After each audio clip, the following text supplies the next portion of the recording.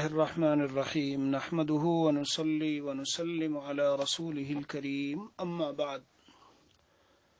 میرے عزیزو، یہ زکوٰۃ کے عنوان پر پہلے میں نے ایک دن عرض کیا تھا کہ بعض ہمارے ساتھی ہیں، احباب ہیں، جو شروع رمضان ہی سے کہتے ہیں، لیکن کئی مرتبہ خیال آیا مگر کوئی ایسا عنوان دوسرا وہ بھی نفع کا ہے، ضروری، تو بس سامنے آیا، اسی پر گفتگو چلتی رہی۔ تو بہرحال آج اللہ تعالیٰ کی توفیق سے اور فضل و کرم سے زکوٰۃ کے متعلق کچھ ضروری باتیں۔ دیکھو، اسلام، ہر مسلمان، بنیادی طور پر ہر مسلمان یہ جانتا ہے کہ بھئی اسلام میں جو مسلمان مال والا ہو تو اس کے اوپر زکوٰۃ ہے، اس کا ایک نصاب ہے، یعنی کچھ تو ایسی چیزیں ہوتی ہے کہ اس کو ایک بیان میں بیان کر دیا اور سب کو سمجھ میں آ گئی، اور کچھ یہ ہے کہ اپنے احوال تفصیلی طور پر جہاں جس جگہ رہ رہے ہیں وہاں مسجد کا امام ہے، عالم ہے، مدرسے میں علماء ہے، مفتیان کرام ہے، وہاں جائے اور بتائے کہ میری ملکیت میں یہ ہے، یہ ہے، یہ ہے، اتنی چیزوں کا میں مالک ہوں، کیا مجھ پر زکوٰۃ ہے؟ وہ پورا تفصیل سے آپ کو سمجھائیں گے۔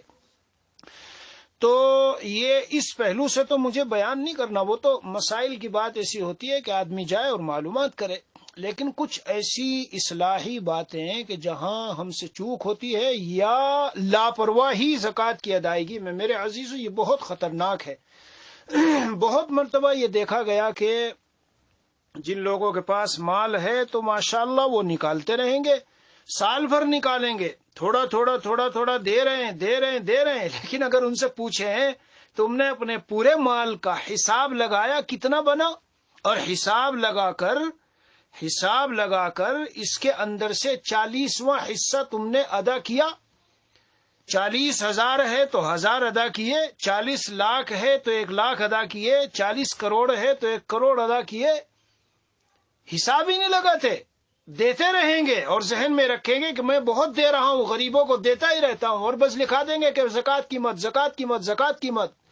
لیکن میرے بھائیو، جس طرح سالانہ، سال میں ایک مرتبہ جو حکومتیں ہیں، جہاں جہاں جن کی جو حکومتوں میں جس میں جو رہتے ہیں، تو سارا حساب لگا کر، اور وہ آڈٹ کرنے کے لیے باقاعدہ لوگ ہوتے ہیں، ان کو بلاتے ہیں، پھر وہ سارا لکھتے ہیں، اور پھر حکومتوں کے ٹیکسوں کا حساب ہوتا ہے۔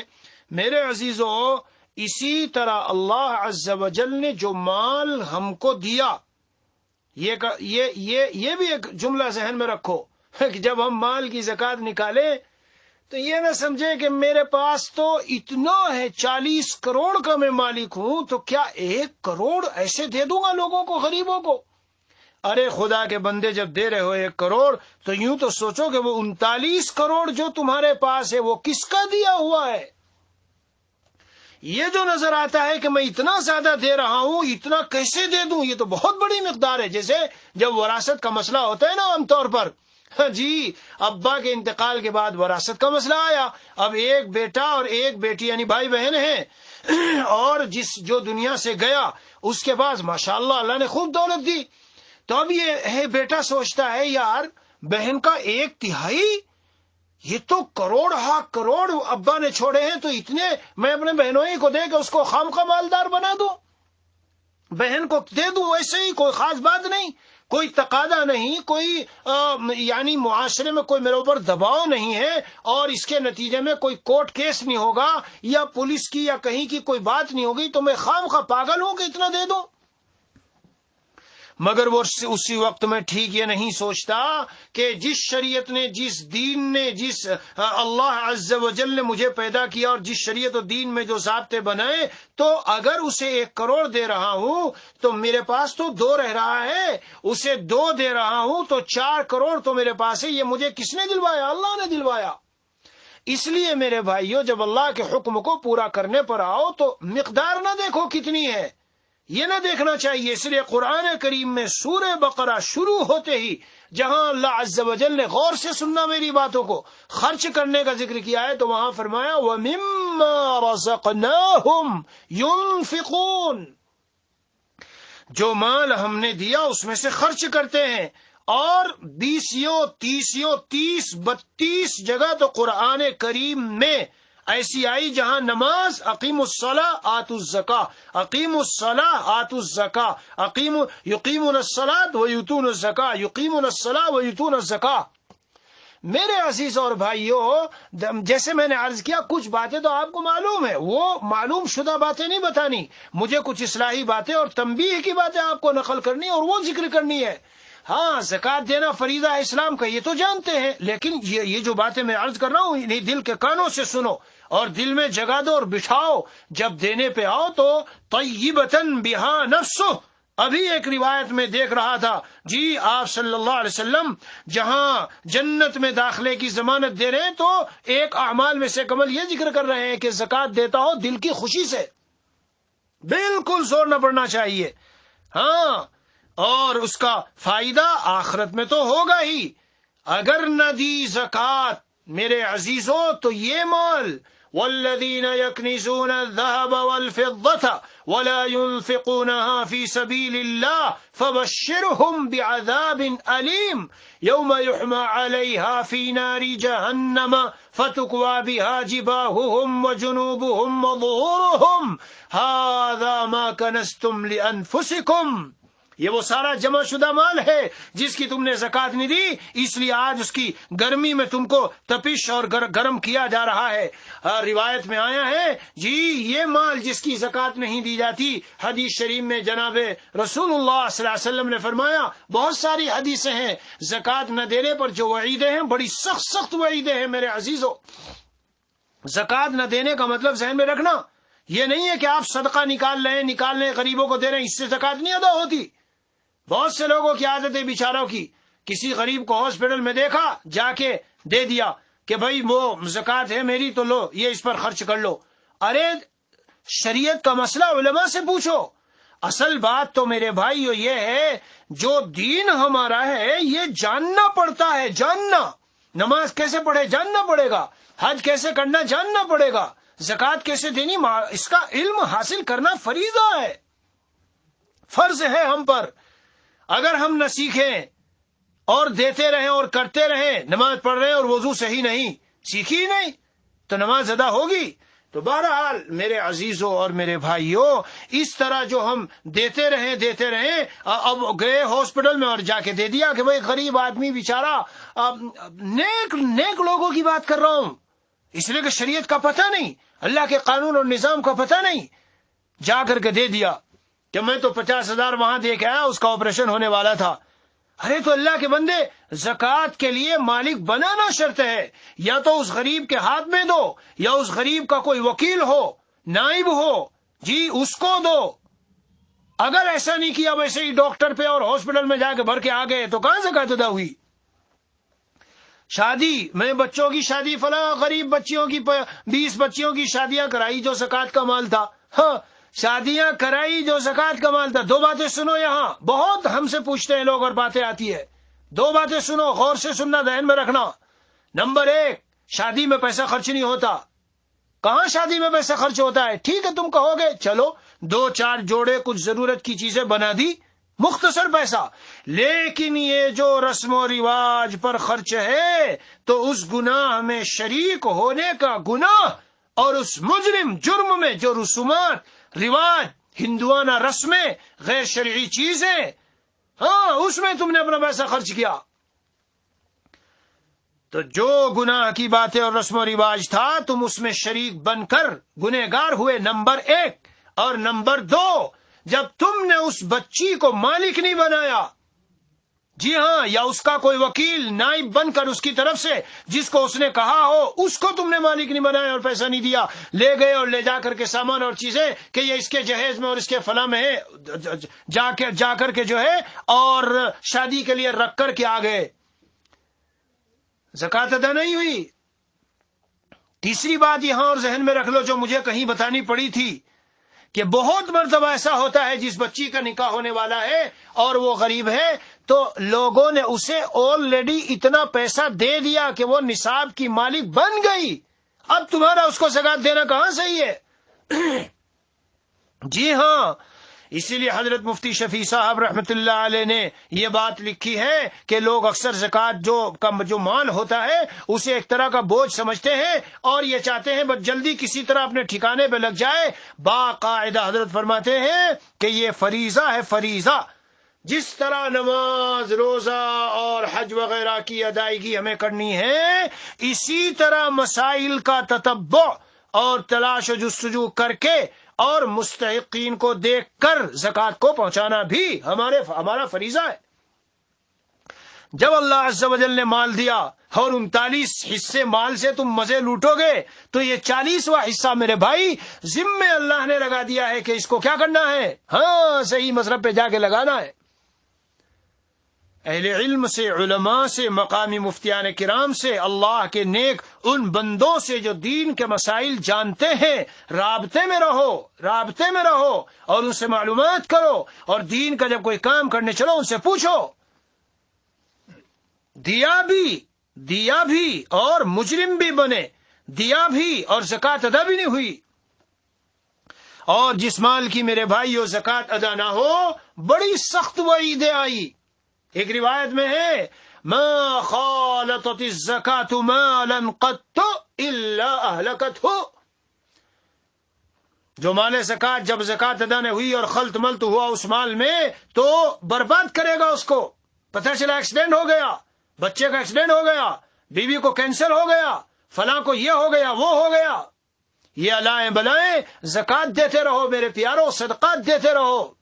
پھر دیکھو کیا کس قدر نفی، صاف ستھری، سکون کی زندگی، اور مال بھی بڑھتا جائے گا، مالی برکات بھی حاصل ہوگی، اور مالی برکات کی بدولت خود انسان کو زندگی کا چین و سکون بھی ملتا.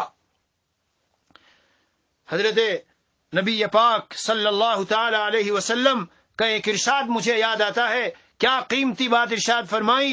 حصنوا اموالکم بالزکاة وداووا مرضاکم بالصدقہ واستقبلوا امواج البلاء بالدعاء والتضرع. اللہ اکبر.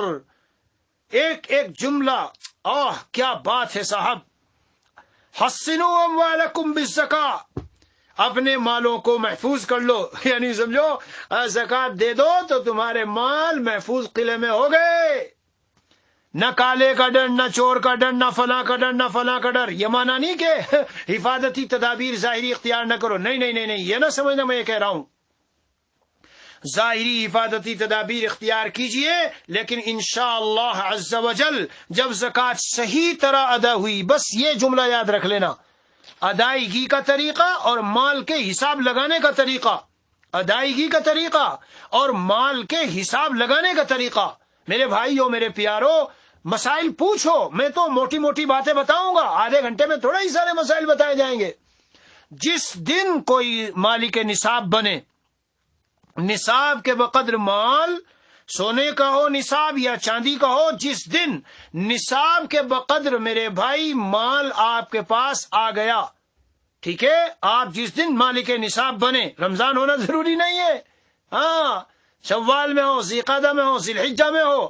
اب پورا 1 سال گزرنے کے بعد اسی دن جب آپ باقی ہیں اور وہ مال ہے، ختم نہیں ہوا، سال گزر گیا اس پر، یا اس میں اضافہ ہو گیا، بڑھ گیا، اللہ نے برکتیں دے دی، تو جس دن آپ مالک ہوئے تھے، آج دیکھو تمہارے پاس کتنا مال ہے. جی، آج دیکھو تمہارے پاس کتنا مال موجود ہے، اور اس کا حساب لگاؤ اور لگا کر کے زکوٰۃ نکالو. بنیادی بات میں پھر دوبارہ بات یہیں سے شروع کی، پھر سے کہتا ہوں، اصل ہے کہ ان معاملات میں علماء سے رجوع کرو. لیکن ایک اشارتاً، تھوڑا سا مختصراً میں آپ کو بتا رہا ہوں. بہت سے لوگ بیچارے یہ سب چیزیں نہیں جانتے، بس وہ رمضان کا انتظار کرتے ہیں، رمضان میں زکوٰۃ نکالیں گے. ایسا نہیں ہے میرے بھائی. جس دن سے مالی کے زکوٰۃ بن گئے ہو، نصاب کے بقدر مال آ گیا، تو سال گزرنے کے بعد، 1 سال کا گزرنا ضروری. اگر وہ مال ختم ہو جائے، رہے نہیں آپ کے پاس، پھر زکوٰۃ لازم نہیں ہوتی. سال گزرنے کے بعد اسی دن اب آپ پر زکوٰۃ لازم ہے. اگر آپ مؤخر کرو گے تو گنہگار ہوگے، اور اگر اسی حال میں مر گئے تو سخت اس کی پکڑ ہے. سوال، حضرت اگر رمضان میں دے تو اس کا رمضان میں دینے کا سنا ہے کہ زیادہ اجر ملتا ہے اور اللہ کی بارگاہ میں 70 گنا بڑھ جاتا ہے. جی بے شک، مگر میرے بھائی اس کی پوری ترتیب عالم سے پوچھ لینا. اگر 2 مہینے پہلے، ایک مثال تھوڑا سا سمجھا دوں 2-3 منٹ میں، اگر مثلا رمضان سے 2 مہینے پہلے آپ رجب کے مہینے میں نصاب کے وہ بنے تھے اور اسی رجب کی 10 تاریخ کو آپ پر اب ضروری ہو گیا تھا کہ آپ زکوٰۃ نکالو، اور اس تاریخ میں آپ کے پاس، ایک مثال دے رہا ہوں، اس تاریخ میں آپ کے پاس 1 ملین، جی اس تاریخ میں آپ کے پاس 1 ملین رہنے ہیں، اور رمضان جب آیا تو وہ گھٹ کر کے ہو گئے 7 لاکھ. اب آپ کہہ رہے ہیں کہ مجھے تو رمضان میں نکالنی ہے، تو اب آپ 7 لاکھ کی زکوٰۃ نہیں نکالیں گے. آپ نکال دو، لیکن آپ کو پورے ملین کی زکوٰۃ دینی ہوگی. رمضان کے 2 مہینے کے بعد 2 مہینے کے بعد آپ کا وہ ٹائم آتا ہے اور آپ کا جی چاہ رہا رمضان میں دے دوں. اب رمضان میں تو 1 ملین ہے، اور 2 مہینے بعد پتہ چلا کہ اور 5 لاکھ اللہ نے دے دیا اور بڑھ گئے. تو میرے پیارے، وہ 5 لاکھ کی بھی زکوٰۃ تجھے دینی پڑے گی. پیشگی زکوٰۃ دے سکتے ہو، نو پرابلم، پہلے سے زکوٰۃ ادا کرنی کر لو. ہاں، لیکن اصولی بات یہ ہے جب وقت آ جائے تو مؤخر نہیں کرنی چاہیے. ہاں، پہلے سے اگر دینا چاہتے ہو تو دے لو، اور پھر جب وہ دن آئے تو اس دن کا حساب لگا کے جو فرق ہو اس فرق کو نکالو اور اس کو بھی ادا کرو، اور ڈھونڈ کر غریبوں تک پہنچو، تدبر کرو، محنت کرو، کانٹیکٹ، رابطے، فون ذریعے استعمال کرو. یہ نہیں ہے کہ بھائی یہ مدرسے کا سفیر آیا دے دو، فلاں مدرسے والے کو دے دو، بھائی بہت سارا میرے پاس ہے، یہ بھی بھائی لے لو لے لو لے لو لو. پتہ ہے، لوگوں نے بتایا ہے کہ یہ ان مدرسوں والے فلاں فلاں والے یہ زکوٰۃ کا صحیح طرح استعمال نہیں کرتے، ان کے یہاں احتیاط زکوٰۃ کے معاملے میں نہیں ہے. میرے بھائیو، زکوٰۃ کا مالی جو معاملہ ہے وہ بہت نازک اور سنگین ہے. مدرسوں میں زکوٰۃ دو میں منع نہیں کر رہا ہوں. کبھی کوئی کہے یہ مولوی صاحب مدرسوں میں زکوٰۃ دینے کو منع کرنے لگے، یہ مدرسے کیسے چلیں گے؟ لیکن میرے پیارو، دولت والو، مال والو، تم کو صرف یہ کہنا چاہتا ہوں کہ اس کو بوجھ سمجھ کے ایسے نہ کرو کہ بس جو چندے والا آ رہا ہے تھیلا لیے ہوئے ڈالے جا رہے ہیں، دیے جا رہے ہیں. ارے تحقیق کرو، پہلے پتہ لگاؤ کہ ان کے یہاں کس طرح سے استعمال ہے، کیا طریقہ ہے. نہیں تو اسی سے پوچھ کے بتاؤ کیسے استعمال کرو گے اس کو. بتاؤ غریب کو مالک کیسے بناؤ گے اس مال کا، یا جاؤ گے جا کے تنخواہ میں لگا دیا، تعمیر میں لگا دیا، اور ایسے ہی بس جہاں چاہا اس کو خرچ کر لیا. کیا ترتیب ہے شریعت کی؟ صحیح ترتیب بتاؤ. حکیم الامت مجدد الملت حضرت مولانا اشرف علی تھانوی رحمۃ اللہ علیہ نے بڑی ایک اچھی شکل بنائی ہے، لیکن وہ یہ میرا بیان علماء اور مدرسوں والوں کے لیے نہیں خاص کہ میں اس کو جی چلو جب بات آ گئی تو مختصر سا کہتا چلوں، مختصر سا عرض کرتا چلوں. بہت شاندار شکل بتائی ہے. کسی غریب سے یہ کہو ہمارے مدرسے کو مدد کر دو، اس غریب نے مدد، اچھا وہ سوال کرے گا، مولانا غور سے سمجھنا، مولانا میں کیسے مدد کروں، میرے پاس تو پیسہ نہیں ہے. ارے میاں جاؤ فلاں آدمی سے میں فون پہ بات کرتا ہوں، وہ تمہیں قرض دے دے گا، جاؤ کر دو، ہم کہہ رہے ہیں تمہیں. اور ادا کیسے ہوگا؟ ارے اللہ مالک ہے، انشاءاللہ ہو جائے گا، سب فکر نہ کرو آپ، اللہ کی طرف سے بندوبست ہو جائے گا، تم ادا کر دو مدرسے کی مدد، بہت ضرورت ہے. وہ غریب آدمی گیا اور جا کر کے اس سے پیسے لیے اور لاکھ روپے آ کے مدرسے میں دے دیے، ہو گئے یہ اس نے دے دیے. اب جو مدرسے کے پاس اگر محتمم صاحب کو کہیں سے زکوٰۃ ملی ہے جی، تو محتمم صاحب نے کہا 1 آدھ ہفتے کے بعد 10-5 دن کے بعد بلا کے آؤ بھائی آ جاؤ، سنو تم نے فلاں سے قرض لیا تھا نا، لو میرے پاس ایک آدمی آیا تھا، غریب دولت مند آیا تھا، مالدار، وہ مجھے یہ رقم دے گیا، لو تم مقروض ہو، یہ رقم لے لو اور فلاں کو جا کے اپنا قرضہ ادا کر دو. تو یہ جو مدرسے میں رقم استعمال ہوئی یہ بالکل صاف ستھری رقم ہے، اس کا بالکل استعمال درست ہے اور جو سب ٹھیک ہے.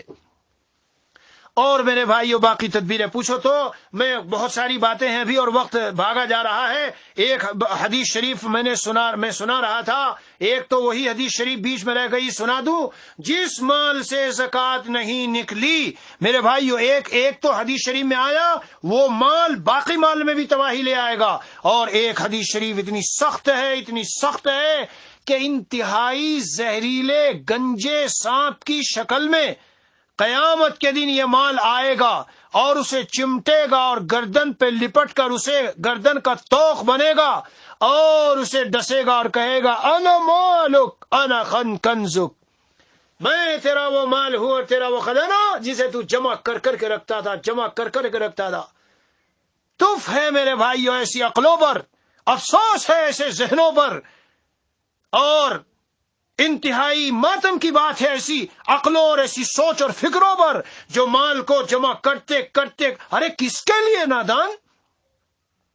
تجھے ایک دن کا اپنی زندگی کا بھروسہ نہیں، کس کے لیے جمع کر رکھا ہے کہ زکوٰۃ تک نہیں دیتا؟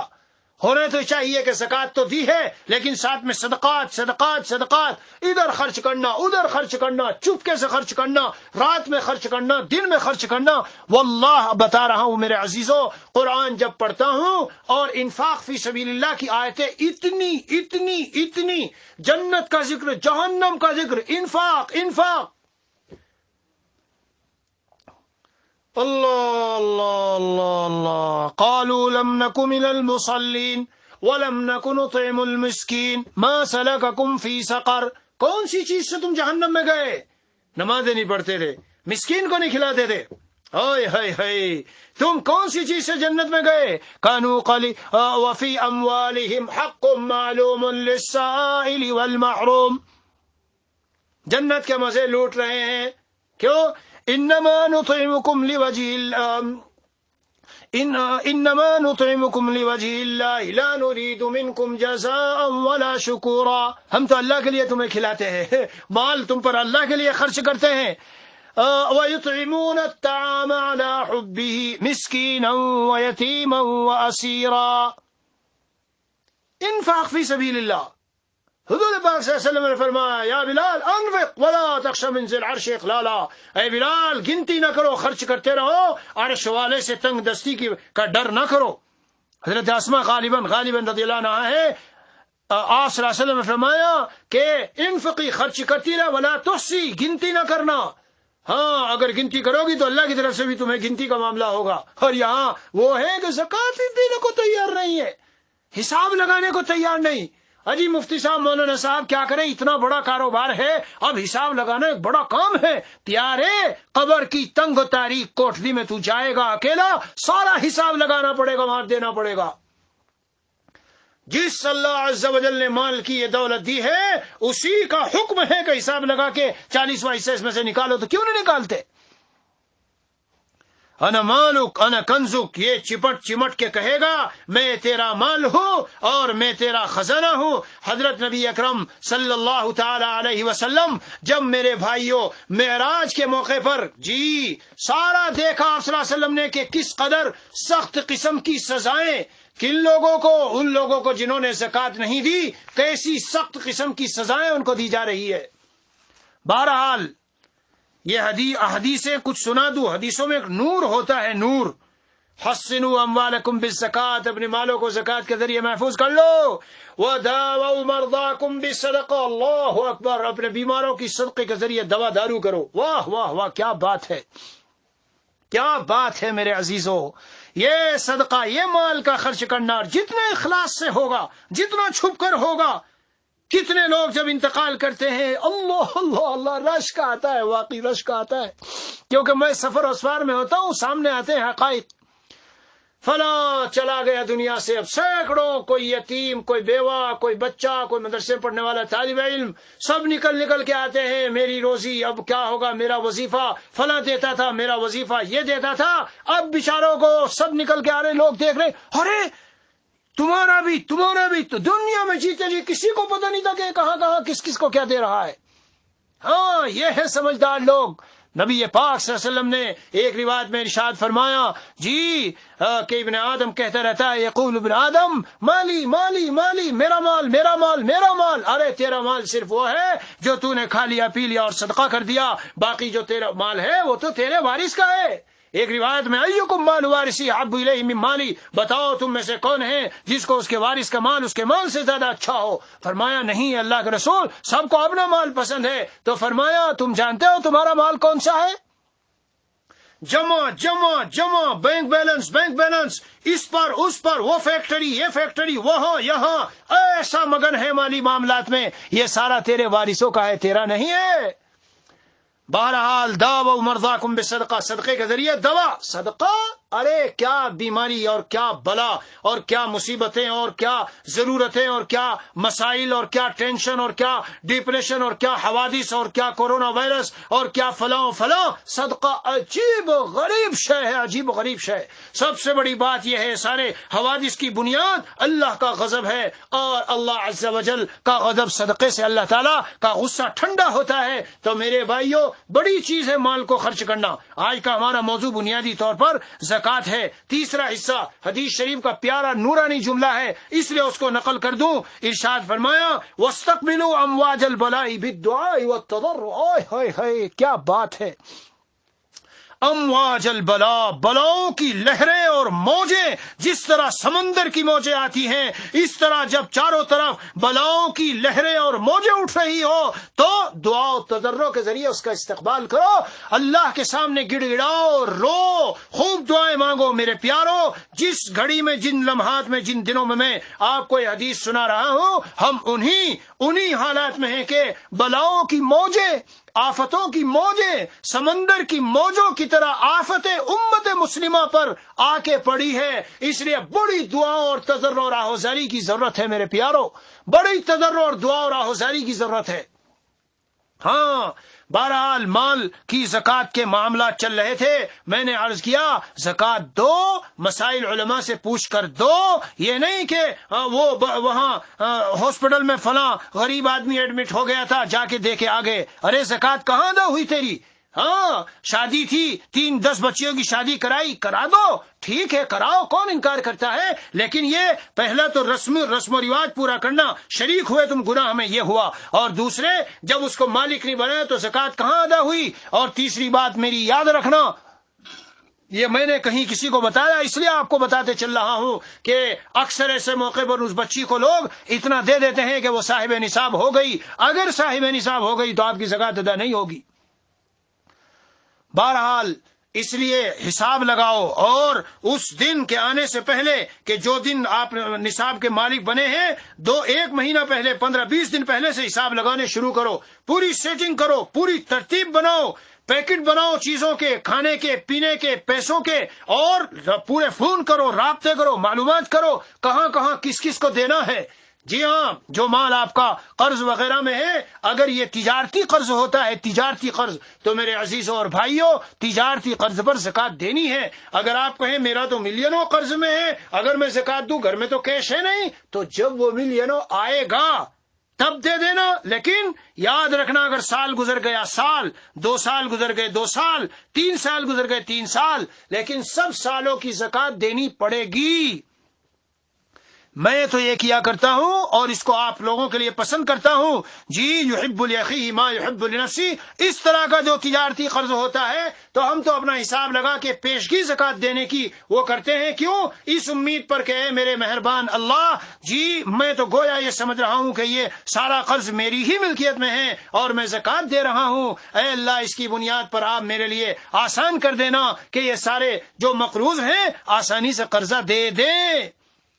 یاد رکھنا میرے بھائیوں، کوئی مار کے مال کو بھاگے گا نہیں آپ کے ہاں، اگر اللہ سے امید کر کے پہلے ہی آپ اس انداز سے پہلے ہی سے اگر زکوٰۃ ادا کر دو گے. جی کچھ وہ ہوتے ہیں جو ڈھیلے ڈھالے ہوتے ہیں اللہ کے حقوق میں. ارے میاں جب ملے گا تب دیکھی جائے گی، جب کچھ ایسا معاملہ آئے گا، ابھی تو ہاتھ میں ہے ہی نہیں. میں آپ کو عرض کر رہا ہوں پہلے سے اگر دو گے تو انشاءاللہ عز و جل اس کی برکت سے اللہ سبحانہ و تعالی خود ان کے دلوں میں ڈالیں گے اور ان کے لیے آسان کر دیں گے. اس لیے بہرحال آج ساتھیوں کی تمنا تھی، میرا جی چاہا کہ میں اس پر عرض کر دوں.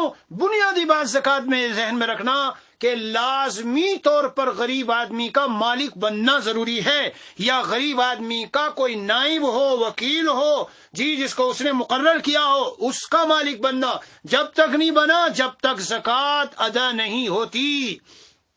بیوی کی زکوٰۃ اکثر یا تو لوگ بھول رہے ہیں، عورت جو زیورات وغیرہ پہنے ہوئے ہیں تو بیچاری سمجھتی ہے تو میرا استعمالی سامان ہے. ارے بھائی، یہ جو زیور کا معاملہ ہے چاہے استعمال کا بھی ہو، اگر وہ مقدار زکوٰۃ ہے اور اتنا پیسہ اس کے پاس ہے کہ وہ ملا کر کے مقدار زکوٰۃ بن رہا ہے، تو چونکہ بیوی مالک ہے اس کی، مجھے معلوم نہیں ہر جگہ کا رسم و رواج الگ ہے. دنیا کے بہت سے ملکوں میں لوگ زیورات دیتے ہیں تو بیوی کو مالک نہیں بناتے، اسی لیے جب انبن ہوتی ہے اور ٹوٹ پھوٹ چھوٹ چھٹاؤ ہوتا ہے تو سارا اپنا واپس لیتے ہیں، میرا دے دو میرا دے دو یہ۔ بہرحال جہاں مالک بن گئی بیوی، اب بیوی کے ذمے ہے وہ زکوٰۃ نکالے۔ سوال، اگر بیوی کے پاس پیسہ نہ ہو، زیور کو بیچے ختم کرے، کیوں ہر سال زکوٰۃ دے دے کہ 20-30 سال میں اس کی زکوٰۃ کو بھر کر کے پورا مال وہ کر رہی ہے؟ کیا ضرورت ہے؟ جواب نمبر 2، ارے شوہر، جب یہ تیری بیوی ہے، تیرے لیے سامان سکون ہے اور تیرے ماتحت اللہ نے اس کو رکھی ہے اور تجھے راحت و آرام پہنچاتی ہے اور تیرے اطمینان و سکون کا سامان ہے، تو تیرے سے اتنا بھی نہیں ہوتا کہ تو اس کی زکوٰۃ دے دے؟ اجی ہاں میں تو ہر سال دے دوں۔ پوچھا بیوی سے، نہ پوچھا تو نہیں، زکوٰۃ نہیں ادا ہوگی میرے بھائی۔ بیوی سے پوچھو، وہ کہے کہ ہاں میری طرف سے زکوٰۃ ادا کرو، جو جس کے اوپر زکوٰۃ لازم ہے وہ سامنے والے سے کہے اور پھر وہ زکوٰۃ ادا کرے تو میرے بھائی زکوٰۃ ادا ہوگی۔ ایسے ہی اپنے آپ اوپر سے کر رہے ہو، کسی کی طرف سے زکوٰۃ دی، اپنے آپ اوپر سے کی، اور ابھی کل ہی دی ہے، پرسوں ہی دی ہے، وہ زکوٰۃ جو کہ تم وہاں غریب کے پاس ہے اس نے استعمال بھی نہیں کی، اب اچانک بات چیت ہوئی اور مسئلہ معلوم ہوا تو اس نے بیوی سے کہا، ارے میں نے تو دے دی تھی اور مسئلہ آج معلوم ہوا، تو اب بیوی کہتی ہے کہ میں تمہیں وکیل بنا رہی ہوں، میری طرف سے اس میں نیت کر لے اور یہ کر لے، تو اب اس صورت میں ادا ہوگی، لیکن خود ایسے ہی نہیں کرنا چاہیے۔ دوسری صورت میں آپ کو بتاتا ہوں، بیوی کو دے دو پیسہ، 2000 رین آتا ہے، لو یہ 2-4 ہزار رین لو، لاؤ اس میں سے میں تمہارے لیے، تم مجھے دے دو، میں تمہاری زکوٰۃ فلاں کو دیتا ہوں۔ بہرحال ہمارا وقت پورا ہوا، جو اہم تنبیہات اور اصلاحات کی باتیں اللہ عز و جل نے دل میں ڈالی وہ میں نے عرض کر دی ہے، باقی جہاں سے بات شروع کی تھی وہیں ختم کر رہا ہوں۔ میرے عزیزوں، یہ مسئلے مسائل کی چیزیں ہوتی ہیں، یہ پوچھ کے کرنے کی ہے۔ اب حج کرنے گیا ایک آدمی، ایک دیہاتی کا چٹکلا آپ کو سناؤں۔ ایجنٹ جو ٹریول ایجنٹ ہوتے ہیں تو بیچارے کوشش کرتے ہیں کہ حاجیوں کو آرام پہنچائے، تو ہندوستان کے وہ تھے، لے گئے ان کو اور کہا آپ کو کچھ نہیں کرنا پڑے گا حاجی صاحب، ہم ہیں وہاں موجود، سب ہم کریں گے سب کچھ۔ جب لے گئے حرم میں بیت اللہ کے پاس اور انہیں طواف کرانے لگے تو وہ کہہ رہا، ابے کہاں تو نے کہا تھا سب ہم کریں گے، یہ ہم سے کیوں کروا رہا ہے؟ یہ چٹکلا ہے۔ تو میرے بھائیوں، مسائل جاننے چاہیے اور پھر اس کے بعد چلنا چاہیے۔ زکوٰۃ کے بھی مسائل علماء سے، جو قریبی لوگ ہیں، اور آج کل تو کانٹیکٹ کا، رابطے کا ایسا ذریعہ ہو گیا، ہر ایک کا کچھ نہ کچھ ہوتا ہے، واٹس ایپ بھیجو، میسج بھیجو، معلومات کرو اور پھر اس پر عمل کرو۔ اللہ تعالی ہمیں دین کا عالم بھی بنا دے۔ افسوس ہوتا ہے ان لوگوں پر جن کو اللہ نے اولادیں دی ہیں اور ان اولادوں کو اللہ کا دین نہیں پڑھاتے سکھاتے۔ اللہ کا دین نہ پڑھانا نہ سکھانا جانتے ہو کیا مطلب ہے؟ کہ کسی کی گورنمنٹ اور حکومت میں ہم رہے اور وہاں رہنے کے قوانین کا بالکل پتہ نہ رہا تو کتنے بڑا مجرم آدمی بنے گا۔ اللہ تعالیٰ اپنی حفظ و امان میں رکھے اور ہمیں مکمل طور پر دین کے ہر حکم کو بجا لانے اور اس کی اتباع کی توفیق دے۔ وصلی اللہ علی النبی الکریم وعلی آلہ واصحابہ اجمعین والحمد للہ رب العالمین۔